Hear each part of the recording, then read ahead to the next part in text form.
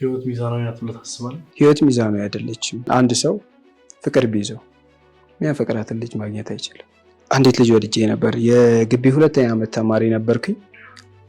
ስልኳን ተቀበልኩኝ፣ ደወልኩላት። ከዛ ልክ ስልኩ ሊዘጋ ሲል እኔም እወድሻለሁ ነው ያልኳት። ምን ነው? እኔም እወድሻለሁ። የመጀመሪያው ዝርክት አዋ እኔ ፍቅር ሲይዘኝ ፊት ነው ማየው። ፊት ማለት ፊቱ ሞላ ያለ ሰው በቃ ሞላ ካለ ችግር የለም። ትንሽ መጠጥ ያለ ሰው ትንሽ ነገረኛ ምናምን ይመስለኛል። እና ፍቅረኛዋ ጋር ተጣልታ ነበር እኔ ሳገኛት። ከዛ እኔ ምን ብል ጥሩ ነው ከፍቅረኛሽ ጋር ላስታርቅሽ። አዎ ያፈቀርክ ከፍቅረኛው ጋር ታስታርቃት? አዎ እኔ ይኸውልሽ አሁን ድሬዳዋ ነው ያለሁት። የዛሬ 7 ዓመት እናንተ በር ላይ የኔን ሽማግሌዎች ታያለሽ እና ላገባሽ እፈልጋለሁ የዛሬ 7 ዓመት አልኳት። ምን እንዳለችኝ ታውቃለህ? ፕሮሚስ አድርጌያለሁ አለች። ተለያይተናል ካልሽ በኋላ? አዎ ከተለያየችው ከአንዱ ልጅ ጋር ፕሮሚስ እንዳደረገች ምናምን ነገረች። ቤት የተሰጣትን ብር ትጥላለች። 2000 ብር ጥላለች። ምንም የለኝም ነገር ያለው ችስታ ነኝ ምናምን። ሲስተር ደስ ብሏት ሀብል ገዝታልኝ ነበር፣ ብር ማለት ነው። ለጓደኛዬ ሽጠው ብዬ ሰጣት። እሷ ጋቢና ላይ ምናምን ሆና ከሆነ ሰው ካየኋት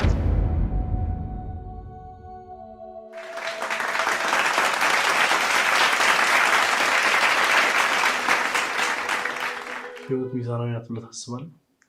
ህይወት ሚዛናዊ አይደለችም ማለት ህይወት ሚዛናዊ አይደለችም ያልኩበት ምክንያት ለምሳሌ አንድ ሰው ፍቅር ቢይዘው የሚያፈቅራትን ልጅ ማግኘት አይችልም። እንዴ ለምን አይችልም? አሁን እኔ ህይወት ላይ ያለው ፍቅር ምን አይነት መሰለ? በነገራችን ላይ መኪና የመግዛት ምናምን እቅድ የለኝም፣ ግን ሲኖትራክ መግዛት ፈልጌ አውቃለሁ። መኪና መግዛት አትፈልግም? አልፈልግም። አዎ ለምን? ሲኖትራክ መግዛት የፈለግኩበት ምክንያት ለፍቅረኛ ስል ነው። ማለት አንዳንዴ በህይወታችን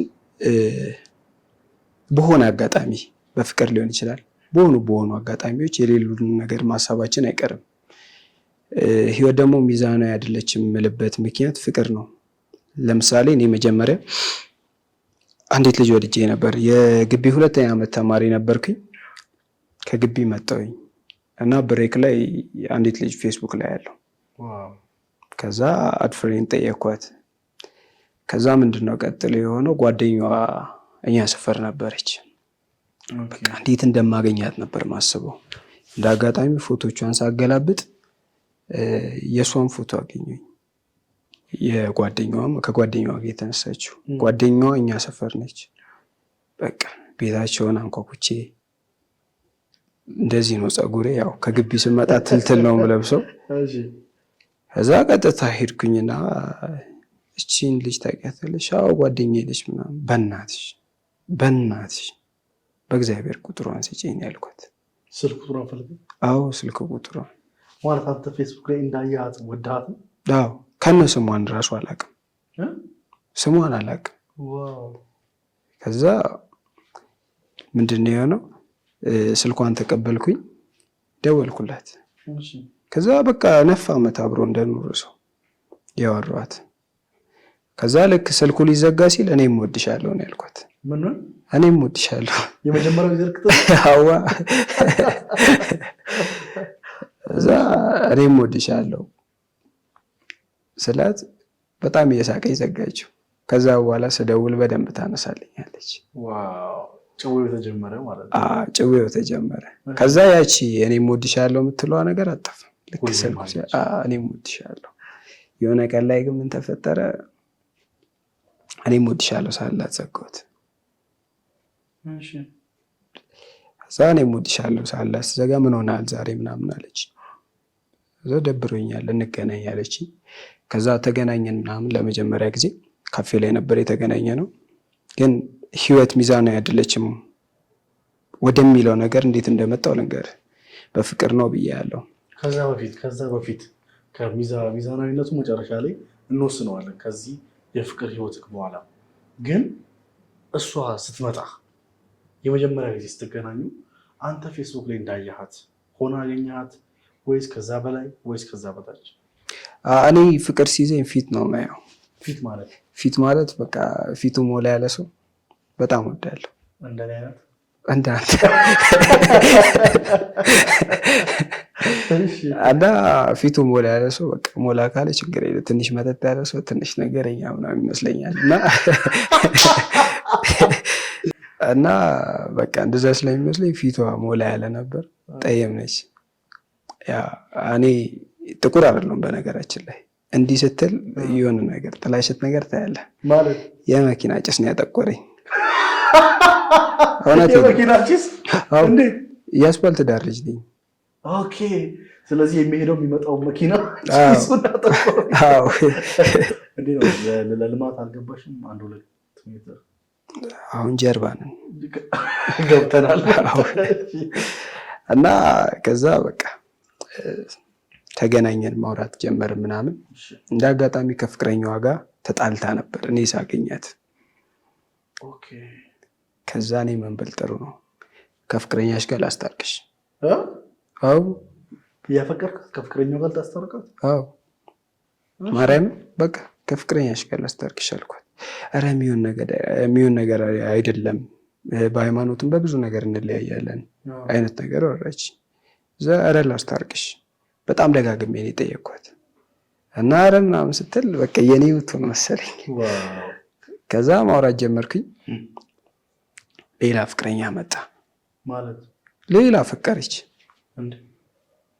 አሁን ከአንዱ ፍቅረኛዋ ተለያይታለች። አዎ በዚህ መሀል አንተ አለ አንተ እያለህ ሌላ ፍቅረኛ? አዎ እኔ እንዴት አምናለሁ መሰለህ ፍቅር በመላመድ ነው የሚመጣው ብዬ አስባለሁ። ይሄ ለምሳሌ እኔ አሁን ፍቅር ቢይዘኝ ሂጅ አፈቅርሻለሁ ምናምን አይመጣውም። በቃ ምንድን ነው የሚመጣው? በመላመድ ፍቅር ይመጣል። ለምሳሌ አንተ ለእኔ እንደምታስብልኝ ማውቀው በመኖር ውስጥ ነው አይደል? ሳንኖር ግን ከመሬት ተነስቼ እሱ እኮ ያስብልኛል ልል አልችልም። እኔ በመላመድ ይመጣል ብዬ በቃ ከእሷ ጋር አሪፍ የሆነ ግንኙነት ፈጠርኩኝ። ካርድ አለቀ አየር ላይ በቃ ማዘርን አስጨንቄ ያው ብሬክ መጥቼ ነው አይደል? ማዘርን አስጨንቄ እሞላለሁ ምናምን። ከዛ ፍቅረኛ ያዘች ምናምን። ከዛ በቃ ይመች አልኩኝና ሄድኩኝ ታስኩኝ እኔ። ከዛ ያው ወደ ግቢ ገባሁኝ። ተለያየን ብላ ነገረችኝ የሆነ ቀን ከዛኛውም ጋር። አዎ አሁንም ተቀሰቀሰብኝ የሷ ፍቅር። አዎ ሲለያዩ አሁን ላስታርቃቸው አላልኩም። ገብቶልሻል ማለት ነው። አዎ ከዛ በቃ ላስታርቃችሁ ምናምን አላልኩም። ከዛ ቀጠለ። አሁንም ሌላ ወንድ መጣ፣ ሶስተኛው። አዎ ያ ወንድም ሲመጣ እኔ ሄድኩኝ። አፍቅራው ነው ሶስተኛው ነው? አዎ ከዛ ጓደኛ ይዣለሁ ምናምን አለችኝ። ከሱም ጋር ተለያዩና ደውላ ነገረች እንደተለያዩ። እኔ ግቢ ነኝ። ሶስተኛ ፍቅረኛዋ ጋር ተለያዩ? አዎ የምር። ከዛ በኋላ የት መሰለ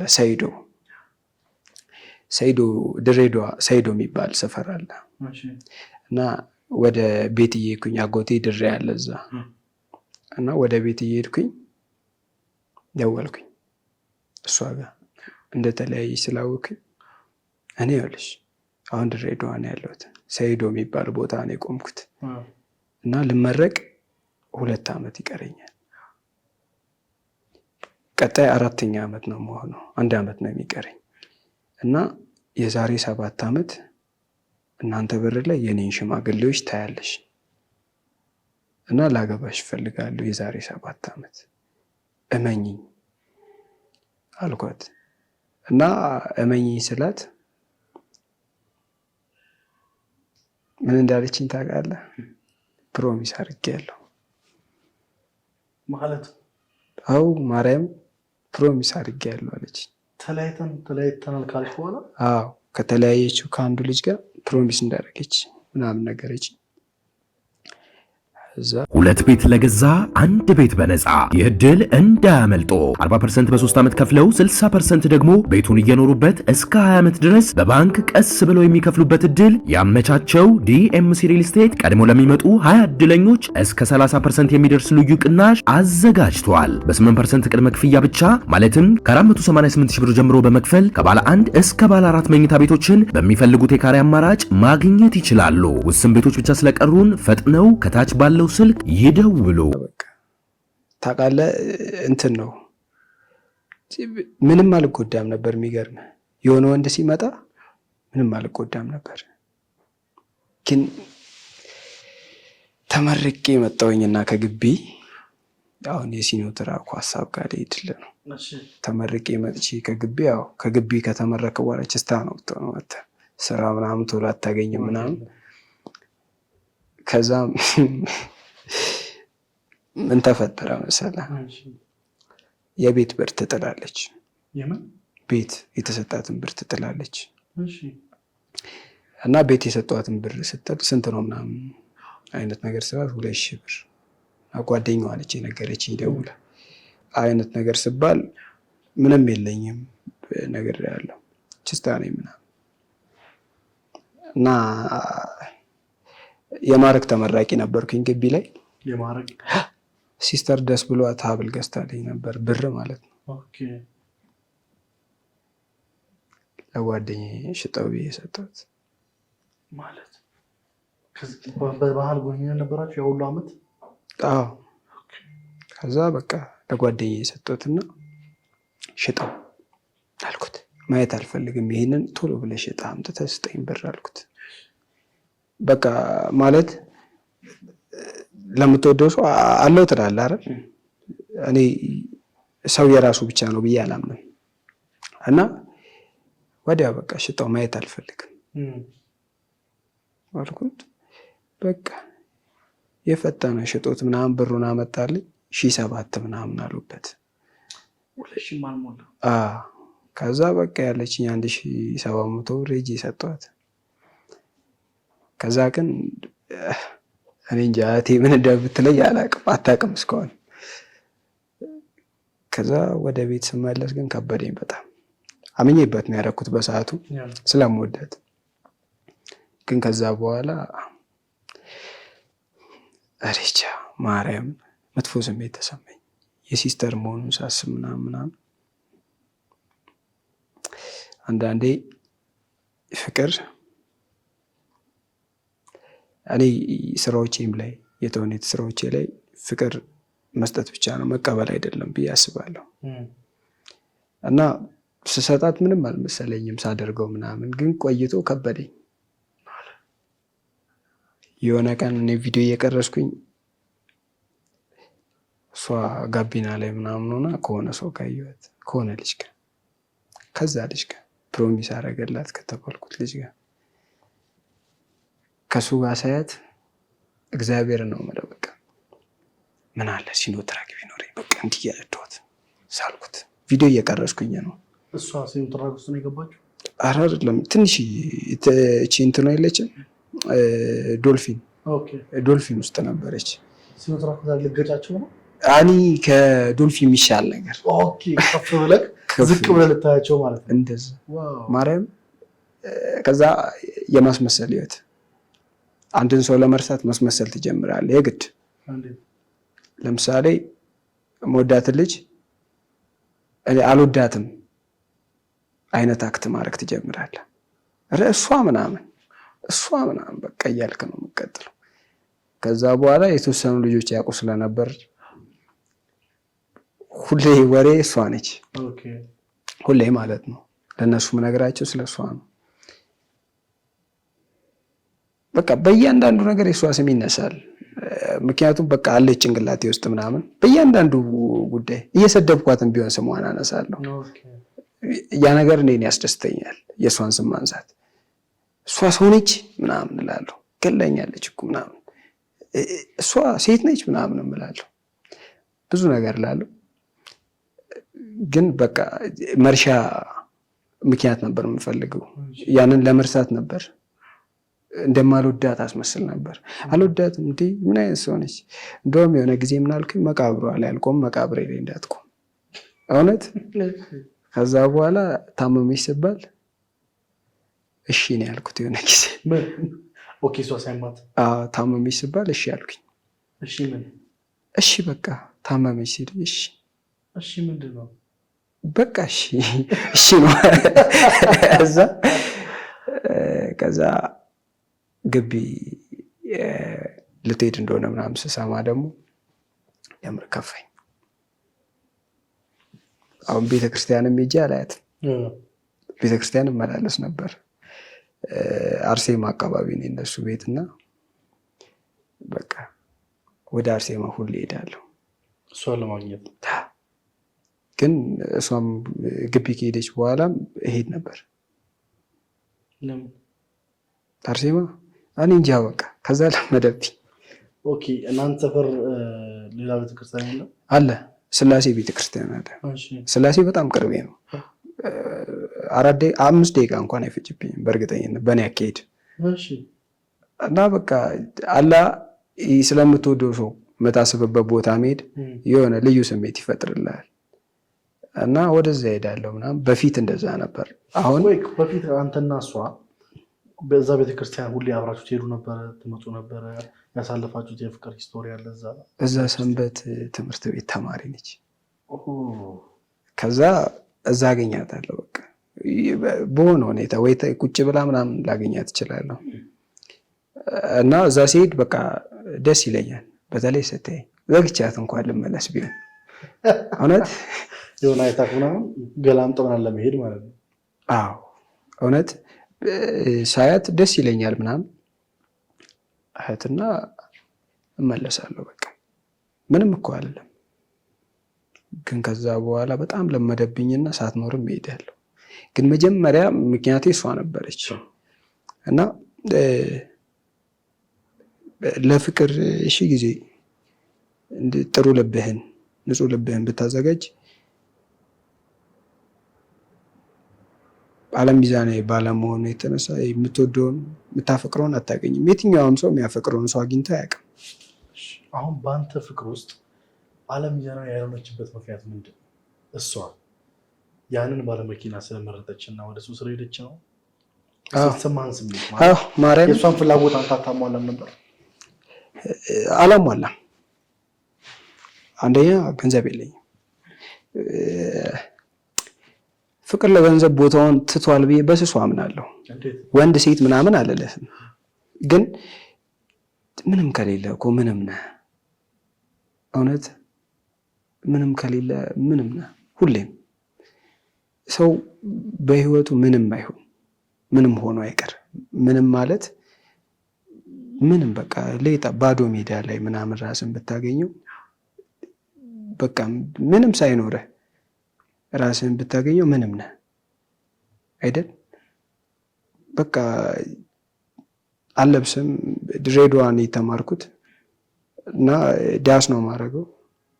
ቁንጣ ቲሸርት ምናምን እንደዚህ አይነት አለባበስ ነው የምለብሰው። ፋሚሊም በኑሮ ደረጃ ደከም ያለ ነው። መልበስ አልችልም። በሰዓቱ ስልክ እንኳን ስልኬ በእንትን ኤርፎን ይዤ ነበር የምንቀሳቀሰው ለማብራት ስዊቿ ተበላሽታ እና ምንም የለኝም። ጋብዘኝ ብትለኝ እንኳን ካፌ ልጋብዛታል፣ ሻይ እንኳን ልጋብዛት አልችልም። ችስታ ነኝ። ፕላስ አለብስም።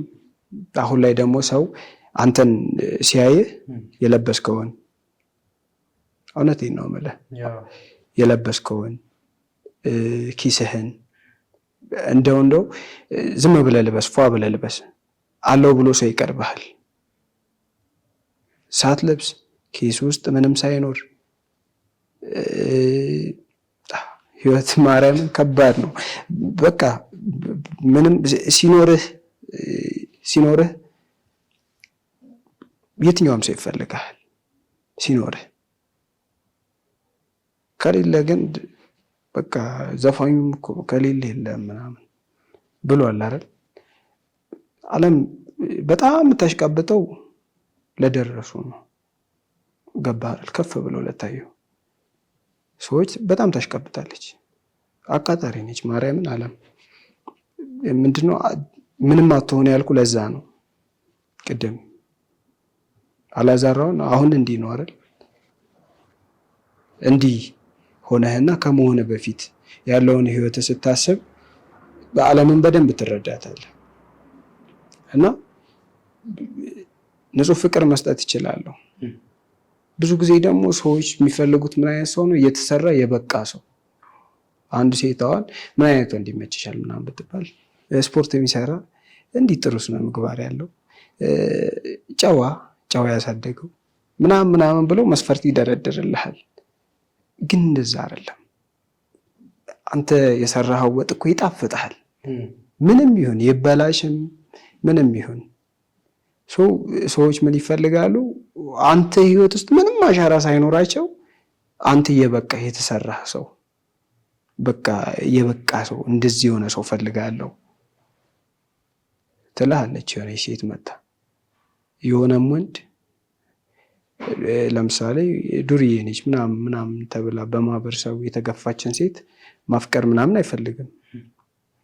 ግን እዛች ሴትዮ ህይወት ላይ ምን አድርጓል? የትኛውን ነገሯን ለመቀየር አቅዶ ነበር? የትኛውን ለመቀየር ሞክሯል? የሆነን ሰው ቀድመን ጀጅ ከምናደርገው ማለት እንዲህ ነው ከምንል እኔ ህይወት ውስጥ የሆነች ልጅ እኔን ልታፍቅረኝ ከሆነ እንዲህ አይነት ነገሮች ስላሉበት ጠላሁት ከምትል እነዛን ነገሮች ለማስወገድ ብትጥር የዛኔ ስትሄድ ደስ ይላል። ጥራ ሞክራ አልሳካ ብላ ብትሄድ ደስ ይላል የዛኔ። ግን ዓለም እንደዛ አይደለችም። የበቃ ሰው የምትፈልገው ዓለም በቃ የትኛውን አንተ ካል በቃ ማንም አይፈልግም። ማርያም እኔ ከእናቴ ውጪ ማንም እንደማይፈልገኝ አቅ ነበር። እስከ ቅርብ ጊዜ ምን ይሰማኛል መሰለህ? እኔ ምንም ነኝ ማንም አይፈልገኝም ብል ነበር። ገባህ አይደል? ማንም አይፈልገኝም። ምክንያቱም በቃ ያችን ልጅ ሳጣ የዝቅተኝነት ስሜት ነው የተሰማኝ። እውነቴን ነው የምልህ። እንዴት ያ ሁሉ ሰው ሲመላለስ እኔ አንዴ ልታይ ወይም እኔ የሆነ ጊዜ ላይ ለምን ምርጫው አልሆንኩም እላለሁ። ያ ይገርመኛል። እንደዛ ሲሆን ደግሞ የዝቅተኝነት ስሜት ነው የተሰማኝ። በጣም የዝቅተኝነት ስሜት ከመለ በላይ እኔን ማንም አይፈልገኝም ማንም አይወደኝም እስክል ድረስ ማለት ነው። እንደዛ ለብዙ ጊዜ እያሰብኩኝ ቆየሁኝ። እንዳልኩ በእልህ ለረሳት ሞከርኩኝ እንደምጠላት እያስመሰልኩ። ግን የሆነ ጊዜ ላይ ሙሉ ለሙሉ ረስቻታለሁ።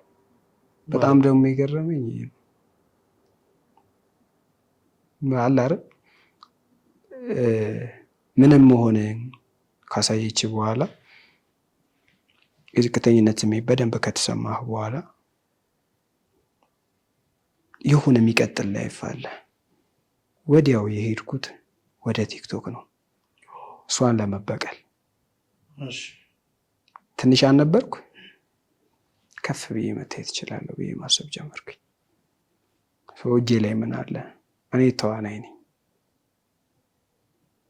አንድ ጓደኛ ያለ ተዋናይ መሆን እፈልጋለሁ ስለው ስለሚቆጣኝ ነው አሁን ተዋናይ ነኝ ያልኩ። ማለት ይቆጣኛል። መሆን እፈልጋለሁ ነበር የምትለው? ብዙ ጊዜ ይላለሁ። እና እንደዛ አትበል ተዋናይ ነህ አንተ ያማል እንዴ ምናምን እያለ ብዙ ጊዜ እንጣላለን። እና በዛ ነገር የውስጤን ማውጣት አለብኝ፣ የውስጤን ማውጣት እችላለሁ ብዬ አሰብኩኝ። እና ያደረገችኝን ነገር ሰራሁት። በቪዲዮ ሰራሁት። ምን በየትኛው ቪዲዮ? አንድ ቪዲዮ አለኝ። እያንዳንዱ ቪዲዮዎቼ እውነት ናቸው ማለት የምሰራቸው ነገሮች እውነት ምድር ላይ ያሉ ነገሮች። በጣም አካውንቴ በቃ ያስፈራል ስገባ፣ ምንም ያስፈገግ ነገር የለውም። በጣም እንትን ሀሳቦች ነው የሚነሱበት፣ ትራጀዲ የሆኑ ሀሳቦች። እንደዚህ አይነት ሀሳብ ነው ማነሳው። ግን የአንተ የፍቅር ህይወትን በምን አይነት ቪዲዮ በአንድ ደቂቃ ውስጥ እንዴት ገለጽከው? ገልጬዋለሁ። ምን አይነት ገጸ ባህሪ መሰለ? በጣም የተሰበረ ገጸ ባህሪ እና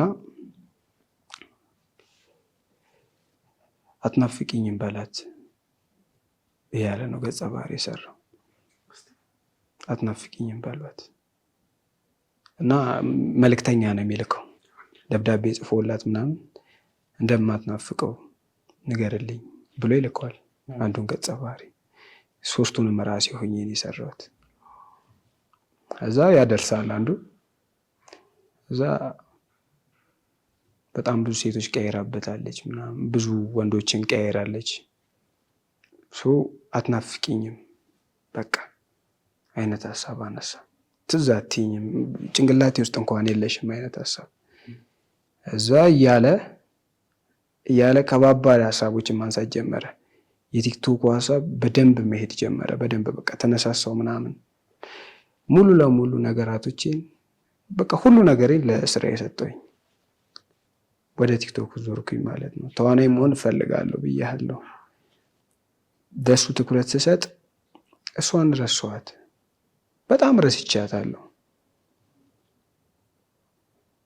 አሁን ምን አለ ፍቅር መስፈርት የለውም ምናምን የሚሉ ሰዎች ውሸታም ናቸው። እግዚአብሔር ማንም ያለ መስፈርት አይወድም፣ አያፍቅርም። እንደውም መውደድ ይሻላል። እኔ አላዛርን እንዲያይቼ እወዳለሁ ልልህ እችላለሁ፣ ምንም ስለማልፈልግ ከአንተ። ግን ፍቅር ሲሆን በቃ ፍቅር ጥቅመኛ ነው፣ ምላሽ ይፈልጋል። ከፍቅር ምላሽ ማግኘት አለብህ። እኔ ምላሽ ማግኘት አልቻልኩም። ገባ? ፍቅር በቃ ጥቅመኛ ነው። ለምሳሌ አፈቅርሃለሁ ስል ወይም ስትባል የሆነች ሴት መታ አፈቅርሃለሁ ስትልህ ላስብበትም መልስ ነው። ጥቅመኛ ባይሆን ላስብበትም አይኖርም ነበር። ገባህ አይደል? እና ምን ይሆናል ፍቅር ሁሌ ኦሾ አነብ ነበር የሆነ ሰሞን የሆነ ጊዜ ላይ ኖርማል ሳያጋጨኝ ከምንም ጋር ማለት ነው። እና መውደድና ፍቅር ይለያያሉ ይላል። መውደድ ነው፣ ምንም አይፈልግም፣ ምንም አይጠብቅም። ፍቅር ግን ምላሽ ይፈልጋል ይላል። እውነት ነው፣ ፍቅር ምላሽ ይፈልጋል። አንድን ሰው አፍቅረን የዛን ሰው ፍቅር ማግኘት እንፈልጋለን። ያ የማፍቀራችን ምላሽ ነው የሚሆነው በዛ ሰው መፈቀር። ግን ቀጠልን።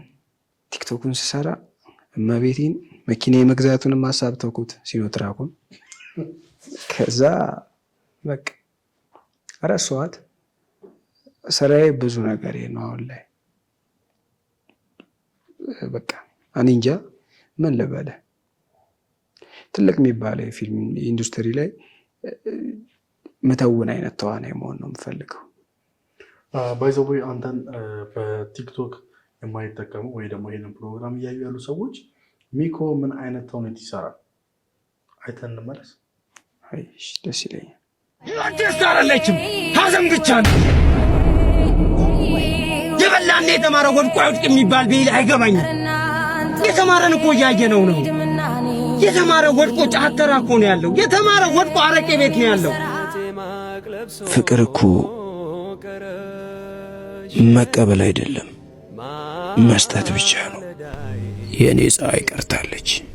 ናይ ፀሐይ ከሰው ተደብቀሽ ወዴት አታሰቃያት፣ ልቀቃት ሚኪ።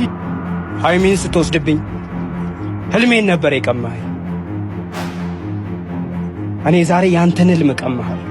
ልቀቃት እባክሽ፣ ነገ ሁሉም ነገር ይኖረኛል። እባክሽ ዛሬ እኔ ሁኚ እባክሽ ሃይሚ።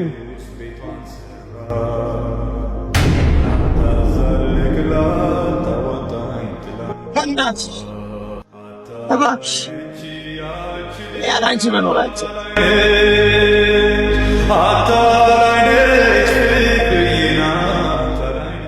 ትወናን እውነት የሚያስመስል ማለት ተውኔት አይመስለኝም። አንዳንዴ ህይወቴን የማይበት የተለያዩ ቪዲዮዎችን የሚሰራ ሰው ነው። ካላወቃችሁት እስካሁን ያያችሁትን ይመስላል። በጣም የምወድልህ የምትሰራቸው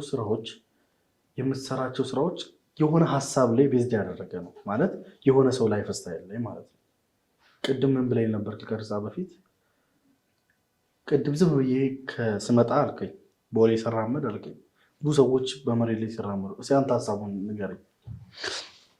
አዎ እንደ አጋጣሚ መንገዷ ላይ ቁጭ ብለን ነበር እና ብዙ ሰዎች ይራመዳሉ እና መንገድ ፍትሃዊ ነች ብዬ አሰብኩኝ። ወዲያው ኮንተንት ነው ያሰብኩት። አዲስ ጫማ ያደረገ ሰው አለ ማለት ምንም ያደረገ ደስ የሚል ጫማ፣ የተላላጠ ጫማ የሚያደረገ ሰው አለ እና የቆሸሸ ልብስ የለበሰ ሰው አለ። በጣም የሚያምር ጥሩ ንጹህ ልብስም የለበሰ ሰው አለ እና መንገድ ፍትሃዊ ባትሆን ጥሩን ብቻ የምታሳልፍ ቢሆን ፍትሃዊ ነበረች። ግን ሁሉንም ታሳልፋለች፣ ፍትሃዊ ሆነች እና ሁሉንም እኩል ትመዝናለች መንገድ እና አሁን ያያናቸው ስራዎች ላይ ምን አለ መሰለህ እውነት አለ። ለምሳሌ እኔ አንተን ብገልህ ከስራዎቼ መካከል አንድ ስለ ጠበቃ የተሰራ ስራ አለ። እኔ አንተን ብገልህ እና ካሜራማን የኔ ጠበቃ ቢሆን እኔ እሱ ደንበኛ ነኝ አይደል? የእሱ ግዴታ ምንድን ነው? ማፍረድ፣ ስላንተ መቆም፣ እኔ ነፃ ማውጣት ግዴታው። ከፍለዋለሁ፣ ነፃ ያወጣኛል። እንደ ገደልክ እያወቀ ስገላ አይቷል እኮ እኔ ነፃ ያወጣኛል። ማን ነው ለእውነት የቆመው? እውነቴን ነው። ማን ነው ለፍትህ የቆመው? እና ስራው ላይ ያየኸው የክፍል ጓደኛው ነበር። የሆነ ጊዜ ላይ አንድ ክፍል ውስጥ አብረው ተምረዋል። ግን ምን ተፈጠረ? አንዱ ወድቆ ቀረ። አንዱ ደግሞ ከፍ አለ፣ ጠበቃ ሆነ እና የወደቀው ወንድም ይገደላል። የወደቀው ወንድም ሲገደል ያኛው ምንድን ነው የሚያደርገው? ለገዳዩ ጠበቃ ይቆማል። የክፍል ጓደኛው ጋር ግን እናቱ ጋር አብረው ሄደው ያውቃሉ። እነሱ ቤት ሊጠራው ትምህርት ቤት እንሂድ ሊለው ሲሄድ ጠበቃው አብረው ነው የሚሄዱት ትምህርት ቤት። እናትየው ማን ያውቃል? እንጎቻ ሰታቸው ይሆናል። እንጎቻ ታውቃለህ? እንጎቻ ሰታቸው ይሆናል እና ምን ይለዋል? ለትልቁ እንጀራ ብለህ የእናቴን እንጎቻ ካድክ ይለዋል። ይሄ እውነት ነው።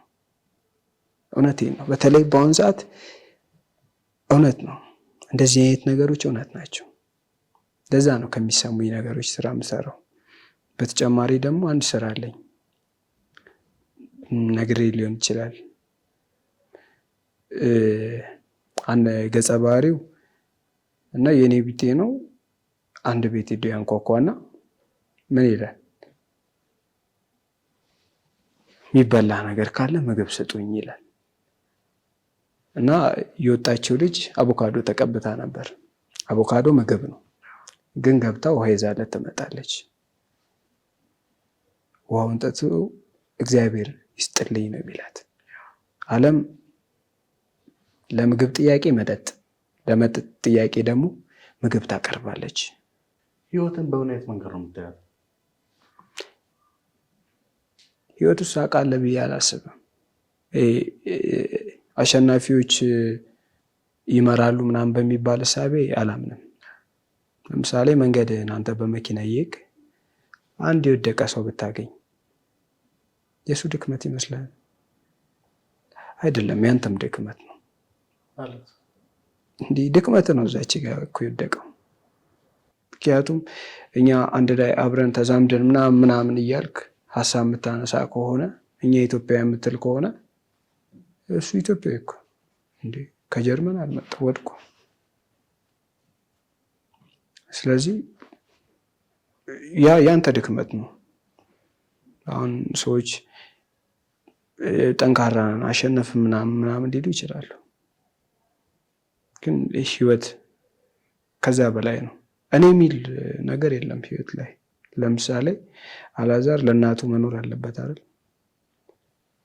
የሱ ህይወት የሱ ብቻ ነው አይደለም። ለኔ የኔ እኔ የሚሉ እንትኖች አባባሎች ልክ አይደሉም። ምክንያቱም እኛ የብዙዎች ነን። ገባህ አይደል? አንተ እኮ የኔም ጭምር ነህ። የኔ ባትሆን እዚህ አልመጣም። ስለዚህ ይሄ አሁን ዝም ብለህ ህይወትን ስታስባት ስለ ራስ ብቻ የምታስብ ከሆነ ህይወትን እየኖርካት አይደለም። ህይወት ያለችው በሰዎች ውስጥ ነው። አንተ ለአባትህ፣ ለእናትህ፣ ለጓደኞችህ ስለምትኖር የኔ ህይወት አትልም፣ የኔ ገንዘብ አትልም። ምን መሰለህ አሁን እዚህ ሀሳብ ላይ እኔ አንድ ሀሳብ አለ። ለጓደኞቹ ለቤተሰቦቹ ኖሮ ደስታ ያላገኘ ሰው ብዙ አለ። ማለት ህይወትን ያላገኘባቸው። ለምሳሌ ጓደኛ ላይ ህይወትን ላታገኘው ትችላለህ። ማድረግ ያለብን ነገር እኮ ልታደርግ ትችላለህ። ቤተሰብ ላይ ህይወትን ላታገኝ ትችላለህ። ለዚህ ምስክሮች ደግሞ ብዙ ከሀገር የወጡ ሰዎች ምስክር ይሆናሉ። ለምሳሌ ስለ ቤተሰብ ስታነሳ ከሀገር የወጡ ሰዎች ምስክር አለ። ስለ ጓደኛ ስታነሳ ደግሞ ጓደኛ ያላቸው ሰዎች ምስክር አለ። አርገህለት ባበላህ እጅ መወጋት አለ። ባደረከው ብዙ ነገሮች አሉ። ስለዚህ እንዴት ነው የሰው ልጅ ላይ ህይወት ልናገኝ የምንችለው? ማለት ቤተሰብ ላይ ወይ ጓደኛ ላይ ባለመጠበቅ ኤክስፔክት ካረክ ልክ አይደለም ማለት ባደረግከው ልክ የምጠብቅ ከሆነ አስቸጋሪ ነው። ምን አንድ ጓደኛ ያለኝና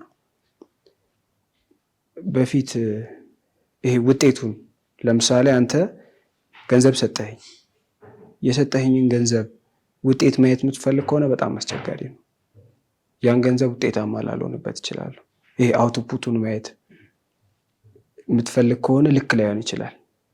ግን ለምሳሌ መስጠት ብቻ ቢሆን መስጠት ውጤቱን ሳትጠብቅ፣ ለምሳሌ ልመክርህ ፈለግኩኝ አንተ እንድትለወጥ። ማትለወጥ ከሆነ በሳጫለሁ፣ ይደብረኛል፣ ለምን እንዴ ምናምን ብዬ ብዙ ነገሬን አንተ ላይ አባክናለሁ። ዝም ብዬ እየሰጠው ማለት ውጤት እየጠበኩኝ ሁሌ እሰጥሃለሁ። ግን ልስጥህ፣ ውሰድ፣ ስለ ውጤቱ ነው የምን አገባኝ። እነግርሃለሁ። ለምሳሌ መጠጣት ጥሩ አይደለም፣ ይጎዳሃል አልኩ። ሳጠጣ ማየት አይጠበቅብኝ እና በህይወት ውስጥ ይሄ መጠበቅ ላደረግከው ነገር የመከርከው ሰው ምክርህን ተቀብሎ መለወጡ ላይ ሳይሆን ራሱን መለወጡ ላይ ሳይሆን በአንተ መስጠት ላይ ብቻ እርግጠኛ ሁን። ገባህ አይደል? ውጤት ጠብቀህ የምትሰጥ ከሆነ መቼም ውጤታማ አትሆንም። እና በህይወት ውስጥ ደግሞ እንዳንሰጥ የሚያደርገን መጠበቅም ጭምር ነው። አንዳንዴ እንዳንሰጥ የሚያደርገን ለምሳሌ እንዲህ ባረግላት እንዲህ ትለኛለች፣ እንዲህ ባረግለት እንዲህ ይለኛል የሚባለው አባባል ልክ አይደለም። በእኔ እይታ ነው። እሺ ለሌሎች ልክ ሊሆን ይችላል፣ ግን በእኔ አስተሳሰብ፣ በእኔ አረዳድ ያ ነገር ልክ አይደለም። ምክንያቱም በቃ የሰውን ልጅ መጠበቅ ሊገለው ይችላል እና ማድረግ እዚሁ ሀሳብ ላይ ለምሳሌ አንተ በህይወት የሆነ ሴት መታ ሄዳለች። በህይወት ተመረዚ ስትደርስ ስትኖር ብዙ ሴቶችን አጋጥሞ ያውቃሉ። 2 ቤት ለገዛ 1 ቤት በነፃ። ይህ ዕድል እንዳያመልጦ። 40% በ3 ዓመት ከፍለው 60% ደግሞ ቤቱን እየኖሩበት እስከ 20 ዓመት ድረስ በባንክ ቀስ ብለው የሚከፍሉበት ዕድል ያመቻቸው ዲኤምሲ ሪል ስቴት ቀድሞ ለሚመጡ 20 ዕድለኞች እስከ 30% የሚደርስ ልዩ ቅናሽ አዘጋጅቷል። በ8% ቅድመ ክፍያ ብቻ ማለትም ከ488 ሺህ ብር ጀምሮ በመክፈል ከባለ 1 እስከ ባለ 4 መኝታ ቤቶችን በሚፈልጉት የካሬ አማራጭ ማግኘት ይችላሉ። ውስን ቤቶች ብቻ ስለቀሩን ፈጥነው ከታች ባለው ስልክ ይደውሉ። ስለ ሴት ልጅ ተናገር ብትባል ምን ልትናገር ትችላለህ? ስለ ሴት ልጅ ሳወራ እኔን ያሳደገችኝ ሴት ነች እናቴ። አባት የለኝም፣ አላውቀውም። ከና አላውቀውም። በልጅነቴ ነው የሞተው። 2 እህቶች አሉኝ።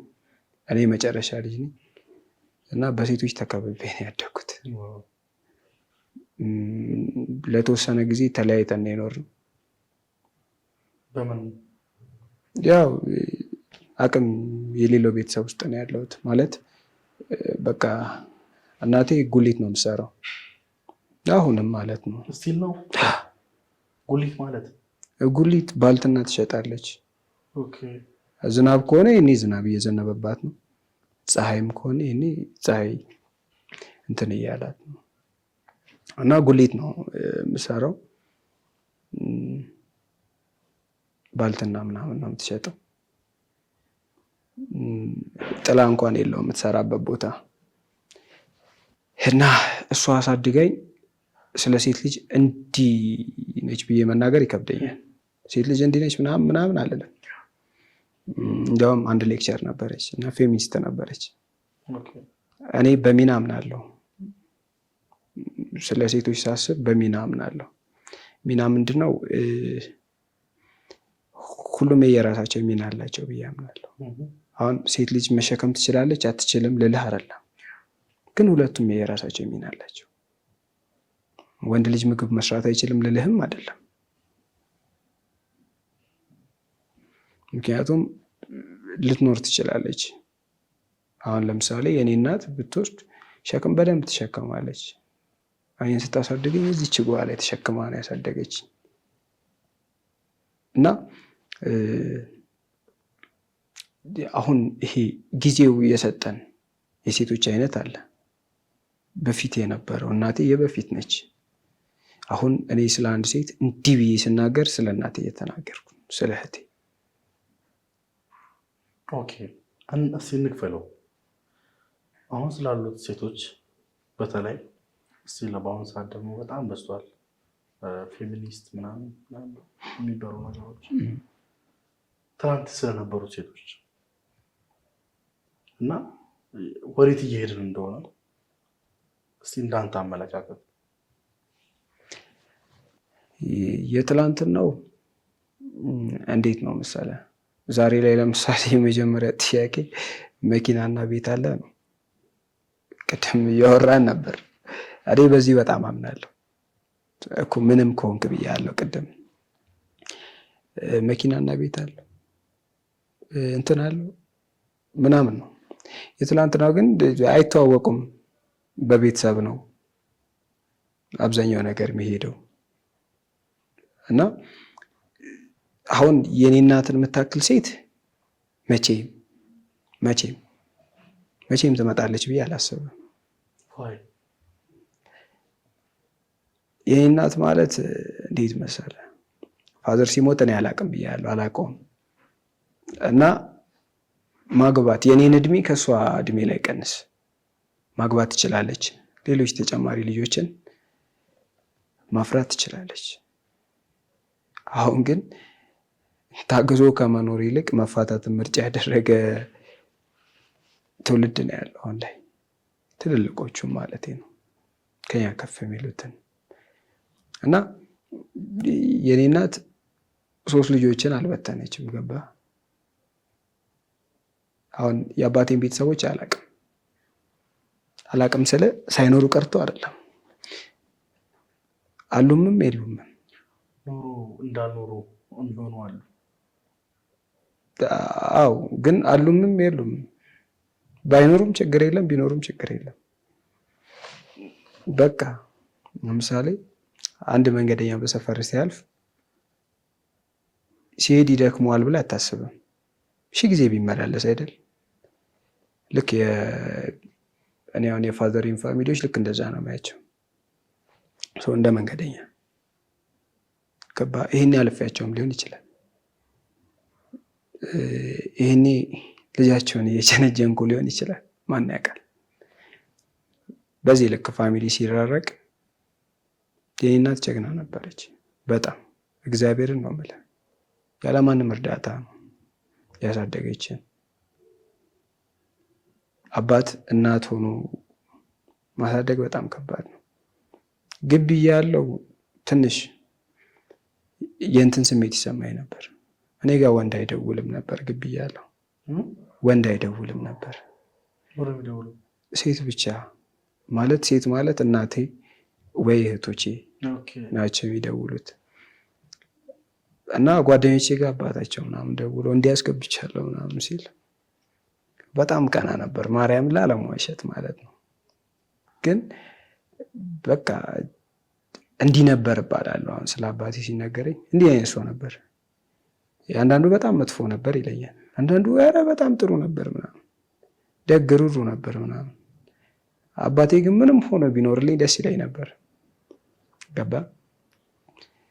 ምንም ለምሳሌ ሰካራም ሆኖ ገንዘብ እየተቀበለኝ ቢጠጣ መኖሩ ለኔ ክብር ነው። ታውቃለህ? ብቻ እግዚአብሔር ይመስገን ስለሆነ አሁን እኔ አልቅሼ አላውቅም። ለምን ሰላም አላለቅሰው? እግዚአብሔር ትክክል ነው። በቃ ሁሉን ነገር ያስተካክላል። እግዚአብሔር በጣም ትክክለኛ በቃ የምር ፍትሃዊ አምላክ ነው። ያን አባቴ የለም ትልቁ አባቴ ያለ ብዬ ተቀብዬ ነው የምኖረው እና እቺኛዋ እናቴ ያለ አባት ያለ ብዙ ነገር እኔን አሳድጋኛለች። እቺኛዋን እናቴ እኔ ከሚስቴ ጋር ላወዳድራት አልችልም። ሚስቴም ነገ ስትመጣ ከሷ ጋር እንደማትወዳደር እያወቀች እንድትመጣ ነው የምፈልገው። ደግሞ ዓለም ላይ ትልቁ ሀሳቤ ትልቁ እቅድ መሰለህ እናቴን ያስደሰትኩ ቀን፣ እናቴን ከዛ ገበያ ያስወጣው ቀን ማርያምን ነው የምልህ፣ በሞት አይቆጨኝ። በቃ ትልቁ እቅዴ እሱ ስለሆነ ማለት ነው፣ ትልቁ ምኞቴ። አሁን ለምሳሌ እናት ልትደሰት የምትችለው ስታገባ አላ ስማር በቃ እሷን ብዬ ነው የተማርኩትና እሷን ብዬ ማለት ለእሷ ብዬ አልልህም፣ ግን እሷን እንደሚያስደስታት አውቃለሁ። የተማርኩት ግን ለራሴ ብዬ ነው። መጀመሪያ ለእናቴ ብዬ ነው መማረው ነበር፣ ግን የሆነ ሰዓት አቆምኩኝ እንደዛ ማለት። ለምን ብዙ መንገድ ያለኝ ሰው እንደሆነ አድርጎኛል መማሬ። ስለዚህ ለእሷ አይደለም ለራሴ ነው የሚጠቅመኝ እና የኔ መመረቅ እሷም በጣም ያኮራት ነበር። ተመረኩኝ። ከዛ ምንድን ነው ቀጣይ ደግሞ ማድረግ ያለብኝ? ለሷ የሆነ ነገር አድርጌ ከዛ ገበያ ማስወጣት። ከዛስ ምንድነው ማግባት ምናምን እሱ አያስደስታት። እኔ ካለችበት ሁኔታ ከዛ ቦታ ባውጣት ነው እሷ የምፈልገው፣ ካለችበት ሁኔታ። ገባህ አይደል? እሱ ነው እኔም ፕራውድ የሚያደርገኝ። የምርቃት ፎቶ ያለ እንዲህ ስወጣ እንዳይቼው ነው የምወጣው። እዛ እነግራታለሁ እና ስለ እናቴ ስነግርህ ቲቸር ሆኜ ነበር፣ መምህር ነበርኩኝ። 50 ቀን ሰርቻለሁ። በምን ነበር ግራጁዌት ያደረገው? እኔ ሊትሬቸር ስነ ጽሁፍ እና 50 ቀን መምህር ነበርኩኝ። ለእናቴ ብዬ ነው የሆንኩት፣ ፈልጌው ምናምን አይደለም። እና ቦታዬ እንዳልሆነ በጣም ይሰማኝ ነበር እና ሳስተምራቸው ልጆቹ ጅላስ ሆኑ። ቲቸር አገባለን እንዲህ ደገፍ ብሎ ያወራኛል። በቃ ከዚህ ቦታ አልገባም አልሆንም ብዬ ማሰብ ጀመርኩኝ። እናቴን አሳመንኳት። እኔ ጎበዝ ተዋናይ ነኝ፣ እባክሽ አልኳት፣ እባክሽ በቃ ይሄ የኔ ቦታ አይደለም፣ እውነት የኔ ቦታ አይደለም። እኔ ከፍ ብዬ አሳይሻለሁ። ሁሌ አሁን ቪዲዮ አፕሎድ ማድረግበትን 30 እሷ ነች የምትሰጠኝ 30 ብር ማለት እውነት ቪዲዮ አፕሎድ ማድረገው ቲክቶክ ቪዲዮ አፕሎድ ለማድረግ ከሷ እቀበላለሁ። ከእናት 30 ብር ነው የምታደርገው? ከማዘሪ 30 ብር እቀበላለሁ።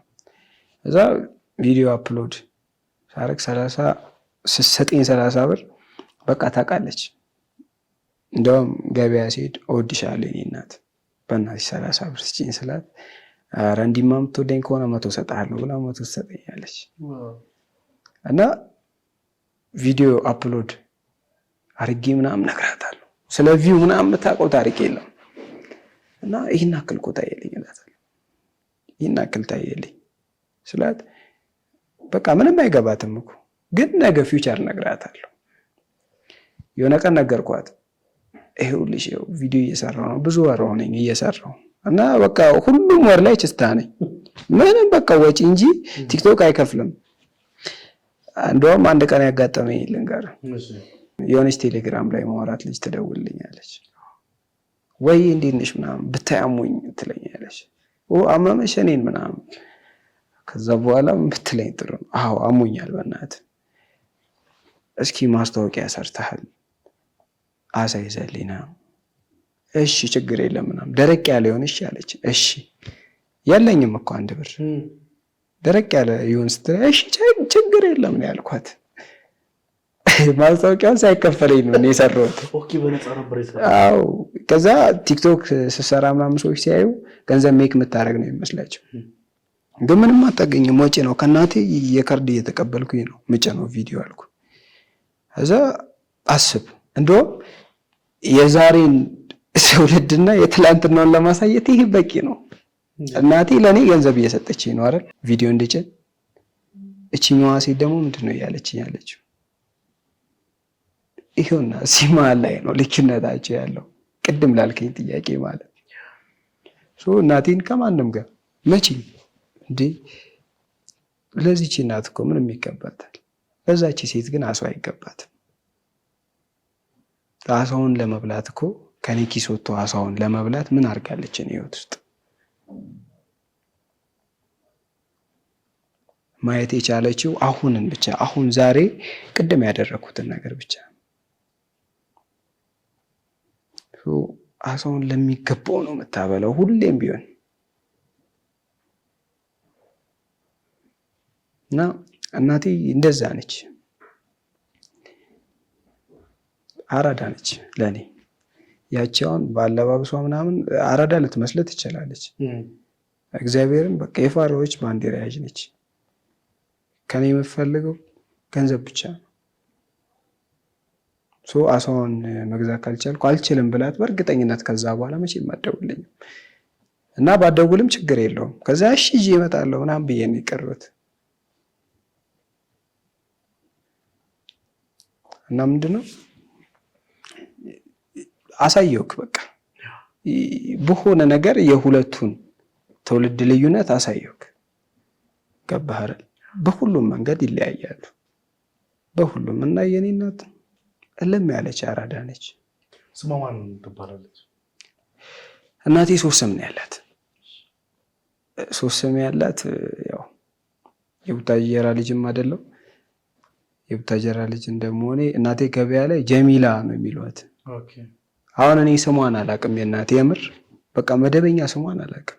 ማን ብለህ የምትጠራት? አካውንቴ ሚኮ ጄጂ አይደል የሚለው? ጄጂ የማዘር ስም ነው። ጄጂ ጀባነሽ ትባላለች። ከዛ ጀባነሽ ነው ብዬ አሁን የሆነ ቢሮ ገብቼ ጀባነሽ ስል ጀማነሽ የሚል ስም ነው የሚወጣልኝ።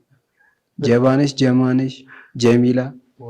ከዛ እኛ ደግሞ ቤት ውስጥ ጀቡ እንላታለን። ከዛ እንደዛ ስንላት ምንድነው መሆን ያለበት ይሄ ነገር ሲያጠር በቃ ጄጂ ልበለው ብዬ ጄጂ ያልኩት። እና ጀቡዬ ምርጥ እናት ነች ማርያምን። ለእናት ከዚህ ቀደም ያለን ስሜት ገልጸላት ታውቃለህ? በሚዲያ አላውቅም። የሚገርም ቪዲዮቼ ላይ ጫት ምናምን እቅማለሁ። የሲጋራውን አሳይቻት አላውቅም። ማለት ይደብራታል ብዬ አስባለሁ። እና ጫት እንዲስቅም በስመ አብ ወልድ አለች። እንደውም የሆነ ቀን ወጋሁት አለች። ወግቼዋለሁ አለች። እና ምንም ነገር ያት አላውቅም። ማለት የሆነ በተግባር ማሳየት ነው የምፈልገው። የሆነ ጊዜ ላይ ሁሌ ያስብ እንደነበር አሁን አንዴ ጠዋት ቆጥቶኝ አልገባም እየቀረስኩኝ ምናምን ሁሉ ነገሬን ለቪዲዮ ነው የሰጠሁት። ኤዲቲንግ ራሴ ነው የሚሰራው። አብዛኛውን ነገር ራሴ ስለምሰራ ካሜራ አንግል እንኳን ለልጆቹ ነው የማሳየው። እውቀቱ ኖሮኝ አይደለም። ተዋናይ የመሆን በጣም ትልቅ ፍላጎት ስላለኝ እና ትልቅ ተዋናይ ሆኜ በቃ የሆነ ቀን እንደምክሳት ስለማቅ የዛኔ በደንብ ይገባታል። በምንድን ነው የምትሰራው እነዚህ ቪዲዮዎች? በስልኬ ስልክ እበደራለሁ። ስልክ እበደራለሁ ማለት መቀርጽበትን ተበድሬ ነው። ስልክ የለህም? ስልክ የለኝም። ስልክ ሳይኖር ነው 100,000 በላይ ተከታዮችን ያፈራው? ዋው አሪፍ ድልድይ የሆኑ ጓደኞች አሉኝ። ድልድይ ናቸው በቃ። በፊት ስልክ ይቸግረኝ ነበር እና በሳምሰንጎች ምናምን በካሜራ እንዲሄድን እየተንቀጠቀጠ ቀርጸናል። መጀመሪያውን ፕራይቬት አድርጌያቸዋለሁ ቪዲዮዎቹን እና የሆነ ቀን ልሰራ ሲሄድ የሆነች ቪዲዮ አሪፍ ታየችልኝ 800,000 ምናምን ታየልኝ።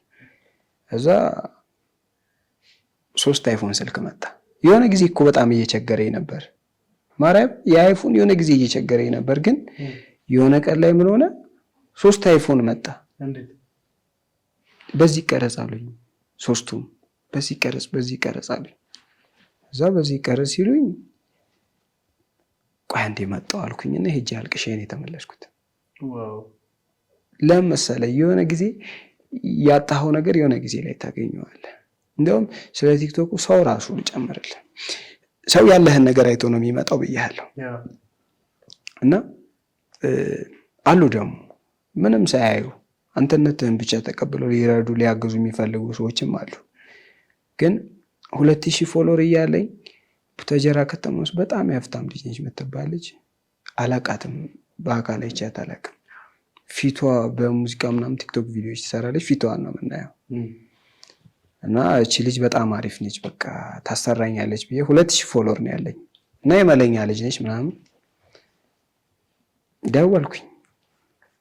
ቲክቶክ ቪዲዮ እንድንሰራ ፈልጌ ነበር። ቲክቶክ አይከፍል ምን ያደርጋል አለች። አዛ ተዘጋ። አንዷን ደግሞ ደውዬ ስጠይቃት አይ እኔ አልሰራም ይቅርታ አድርግልኝ ስትለኝ እሺ አንድ ነገር ልንገርሽ አልኳት። ምን አለች? ጠይቆኝ ነበር ትያለሽ አልኳት። ልጆች በጣም እየሳቁብኝ ነው እንደዛ ስላት ጠይቆኝ ነበር ትያለሽ ስላት አሁን ኮሜንት ትጽፋለች። ሰላ ኮሜንት ያበደ ነው። እሺ እና ኮሜንት ጽፋለች። ከዛ በኋላ ያው ቪው ሲመጣ ምናምንም ሰው ማግኘት ጀመርን። ስልክም ብዙ ማግኘት ጀመርን ማለት በስፋት በቃ ሂጄ በደራለሁ ይቀረጻል ምናምን እና የቡታጀራ ህዝብ ደግሞ ብታይ አንዴ ሻሽ ተበደረን ልንገር እንደውም እየሰራን እንዳጋጣሚ ልጅቷ ያሰረችው ሻሽ ልክ አይደለም እና ግዴታ ሻሽ መበደር አለብኝ። ሻሽ ተበድረን ቪዲዮውን ጨርሰ ምናምን ስለመሸብን ሄድን ሻሹን ሳንመልስ። ቪዲዮውን ለመልቀቅ እየተሯሯኩኝ እንትን አለች ሻሿ ቆየች እኔ ጋር ማለት ነው። ቪዲዮ ተለቀቀ ሻሹ ሳይመለስ። ኧረ እባክህ አያቴ እያሰቃየችኝ ነው ሻሽ ይመለስ አለችኝ። እግዚአብሔር ከዛ በቃ ስቃለ ምናምን 2 ቀን ቆይቶ ከዛ በኋላ ላይ ተመለሰው። በኮሜንትም አልተመለሰም ሻሹ። ሻሽ በቃ የተለያዩ ነገሮችን ትበደራለህ ማለት ነው። እግዚአብሔር ይመስገን እንበደራለን። ህዝቡም አበዳሪ ነው። ደስ ይላል። አዎ ማርያምን እንበደራለን በደንብ አብዛኛውን ነገር እንበደራለሁ። እና ኤዲት ደግሞ ማድረገው በራሴ ስልክ ሳምሰንግ አለችኝ በሷ አደርጋለሁ። በቃ ትሞቃለች የሆነ ሰዓት ላይ በር ላይ ማስቀመጥ ነው ብርድ ላይ ነፋስ ላይ አንተም እየተንቀጠቀጥክ አዎ። እና በጣም የቡታጀራ ሰው ማርያም ለምንድን ነው ዩቲዩብ ማጀምረው ሁላ ይሉኛል አንዳንዴ። የሚደብራቸው እኔ ባለማግኘት የሚደብራቸው ሰዎች ተፈጥረዋል። ዝም ብለህ ስራውን ስትሰራው ነገራቶች ወደ አንተ ይመጣሉ።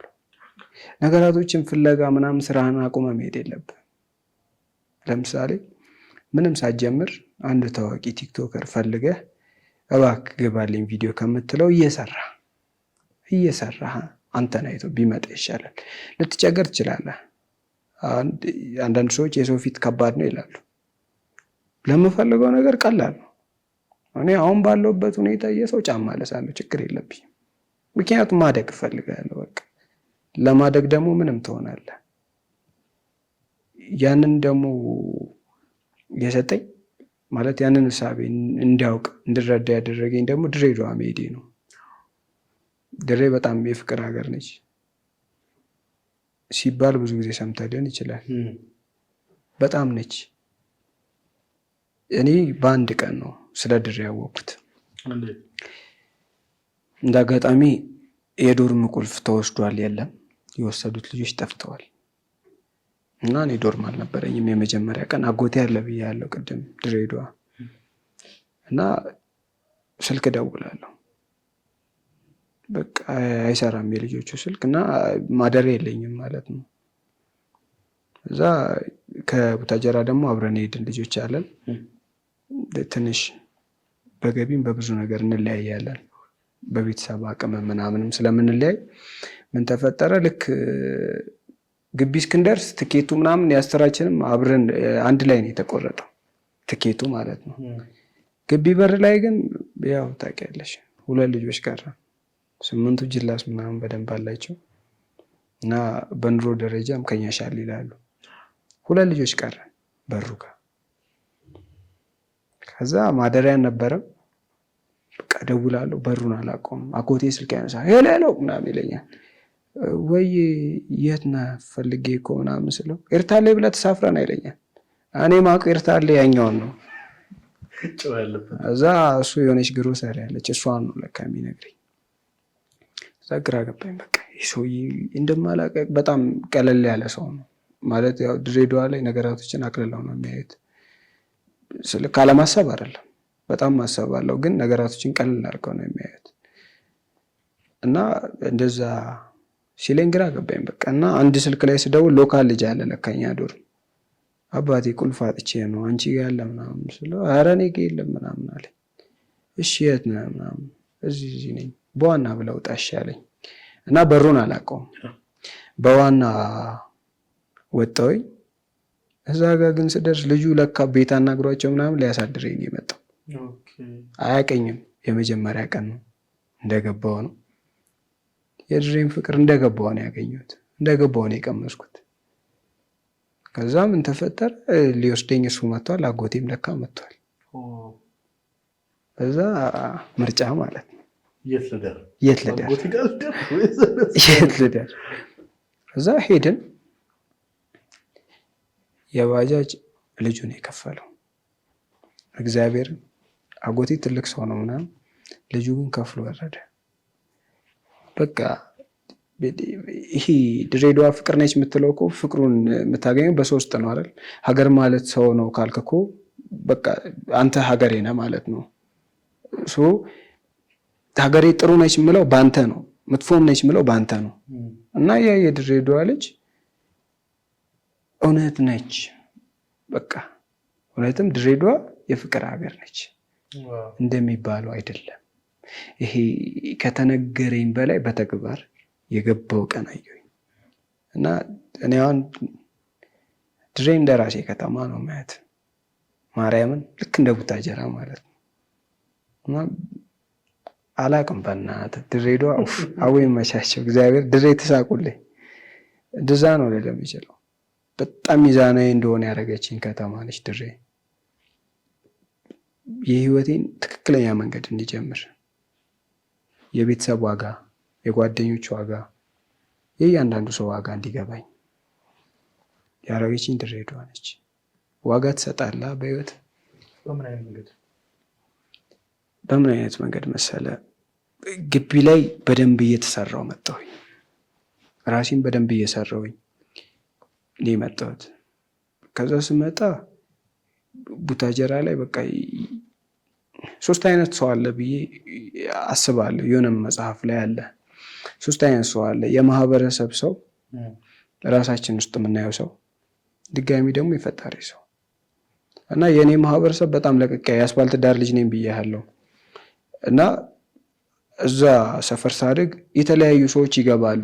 ማዲያ አለ ከቤታችን አጠገብ እና እዛ ማዲያ ላይ ሲቀዱ ምናምን እንዲገለብጡ የሚመጡ ሰዎች ምናምን ስለማገኝ ከተለያየ ማህበረሰብ ጋር የኖርኩት። ሊስትሮ ሰራ ነበር። ስራ ሰርቻለሁ ብዙ ሊስትሮ ሰርቻለሁ።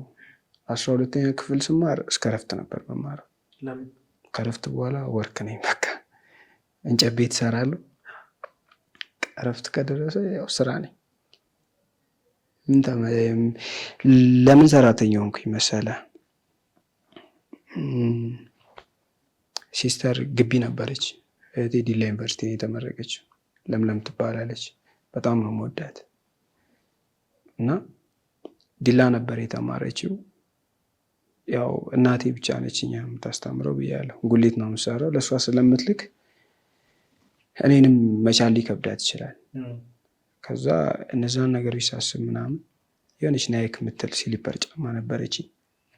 እንትኗ ተቀደደ፣ እቺ ጫፏ ላይ ተቀደደች እና አፈር ታስገባለች ምናምን እና እሷን ለመሸፈን እግሬን ወደ ውጭ አውጥቼ ነበር የምሄደው። ጫማው ሰፊ ነው ግን ወደ ውጭ ወጣ አደርገዋለሁ እግሬን፣ ቀዳዳውን ለመሸፈን ማለት ነው።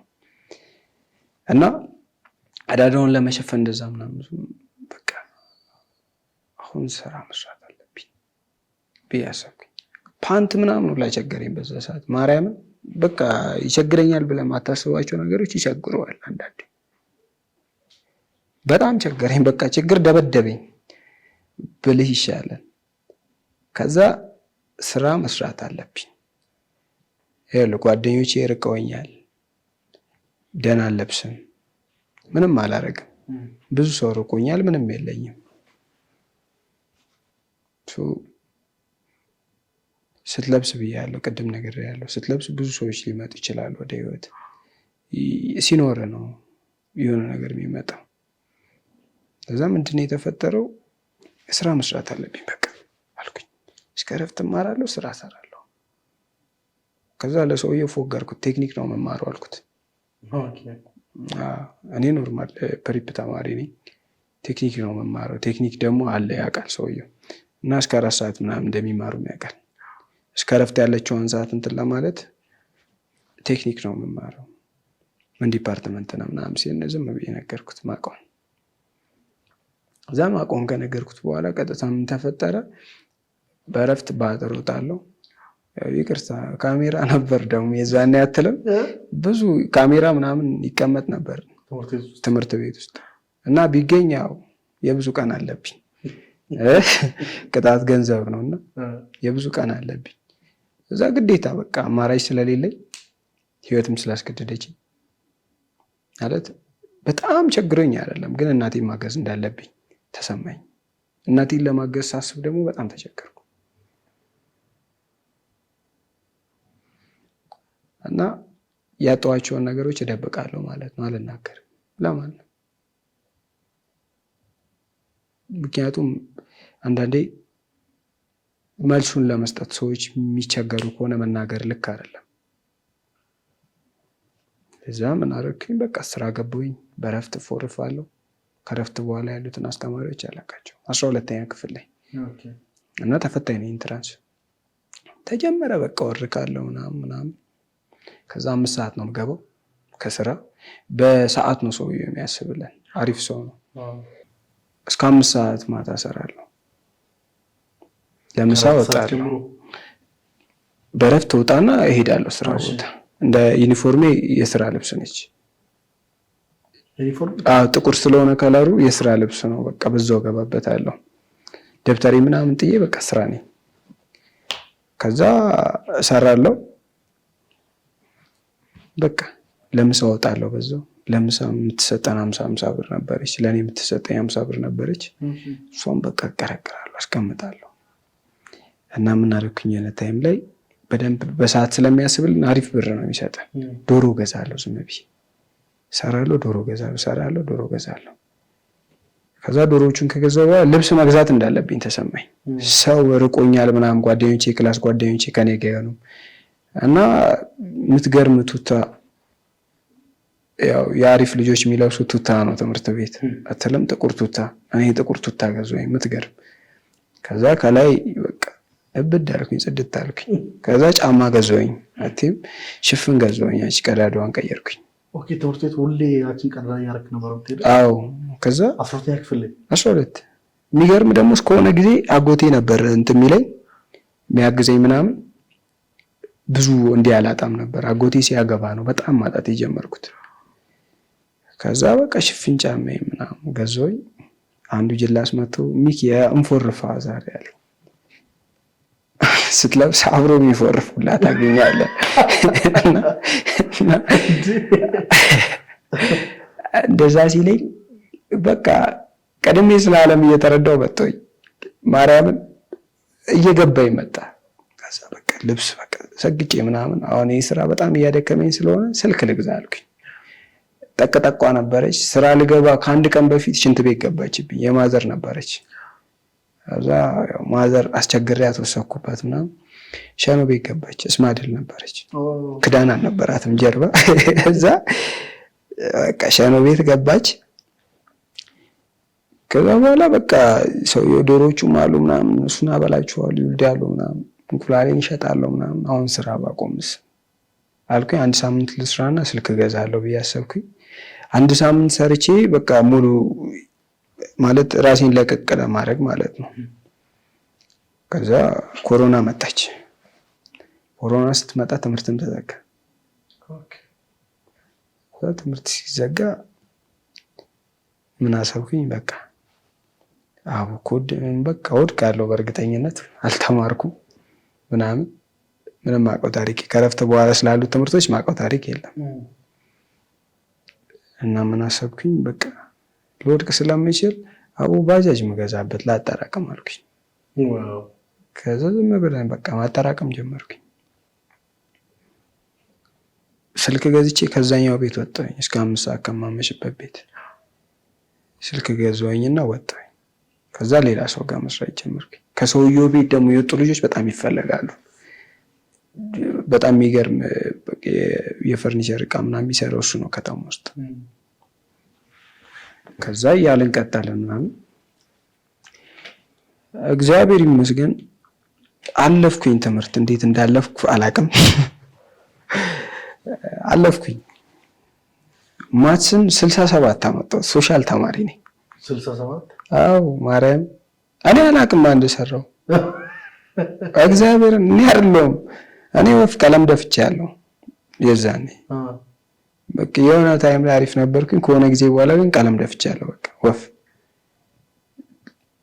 እዛ ማትስን ማን እንደሰራት ማትስ 67 ሳይ ማርያምን አለፍያለሁ አልኩ እና ስለት ነበረብኝ። ካለፍኩኝ ለቀረበኝ ቤተክርስቲያን ጥላ አስገባለሁ። ለቀረበኝ ማለት ማውቅ በውጤቴ የማውቅበት ቦታ ላይ ሊቀርብ የሚችል ቤተክርስቲያን ላይ በቃ ስለት አስገባለሁ። ጥላ ተስያለሁ እና ለስላሴ ቅርብ ነበርኩኝ። ስላሴ ነግሬያለሁ ቅድም አርሴማ እና ለስላሴ አስገቡኝ። ሄደን ምናምን ግን አሁን ዩኒቨርሲቲ ሄጄ እንዴት ነው ያልኩት። እንዴት አባቴ ነው ዩኒቨርሲቲ ሄጄ ማውቀው ነገር አለ ማለት ጀመርኩኝ። ዩኒቨርሲቲም ላይ ዝቅታንም ከፍታንም አይቻለሁ። እንዴ በማድረግ ነው የወጣሁት። ማርያም በማድረግ ነው የወጣሁት ተመርቄ። ፍሬሽማን ኮርስ ቱቱ ነው ያመጣሁት። ፍሬሽማን ኮርስ ቱቱ። ለዛ 2ኛ ሴሚስተር በቃ ላይብራሪ ማደር ጀመርኩኝ። ላይብራሪ ማደር የጀመርኩት በቃ ተጨሬ እናቴ እንዳላሳፍራት ነው ማርያም እንጂ ወፍ ቀለም ደፍቻለሁ ብያለሁ። ብዙ እንትን የለኝም ምናምን ብዙ ችሎታው የለኝም የትምህርት። እንደውም ሌላ ነገር ላይ ፈጣን ነኝ። ሌሎች ነገሮች ላይ በጣም ፈጣን ነኝ።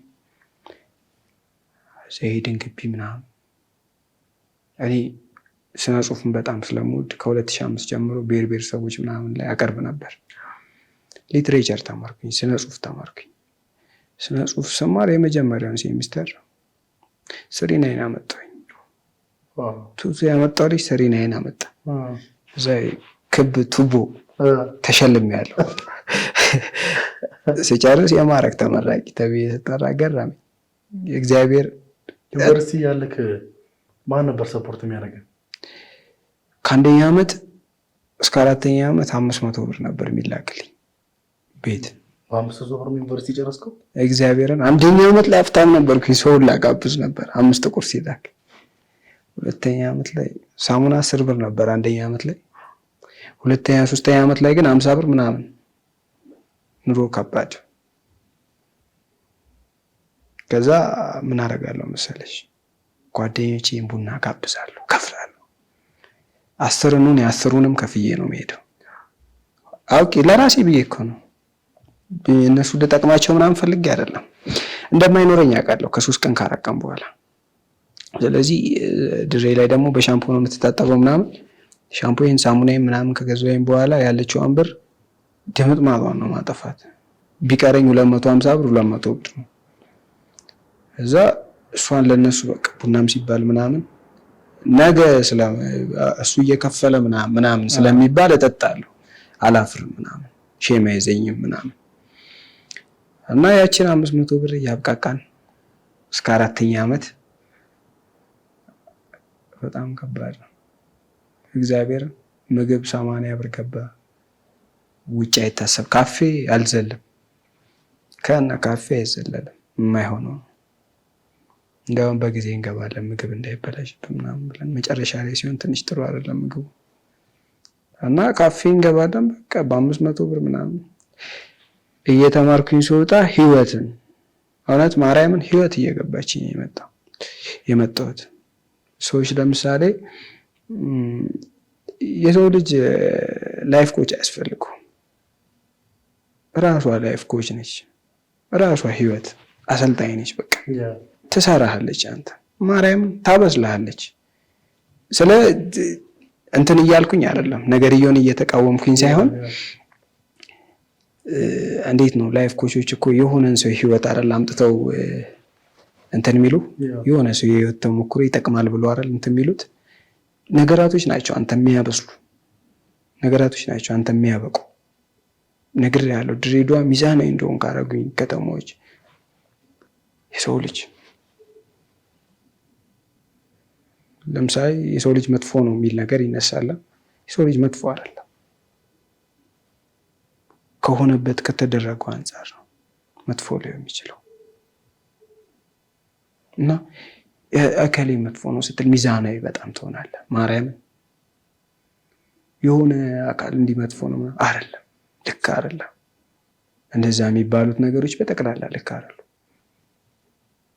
እውነቴን ነው የምልህ። በቃ የሆነ እከሌ እንትን የሆነ ነገር ፍራ፣ የሆነ ነገር አትፍራ ምናምን ስትሄድ ወደ ግቢ ስትሄድ ይነገራል ብዙ ነገር እንትን በቃ ለአንተ ህይወት ምናምን እንትን ብዙ ነገሮችን ትባላለህ። እንትን ይጎዳ እንትን አይጎዳ ምናምን ትባላል። ውሸት ነው። ማርያምን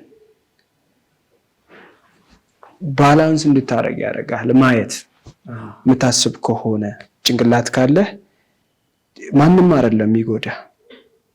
እኔ አሁን ብዙ ጥሩ ሰዎችን አውቃለሁ። እውነቴን ነው የምልህ።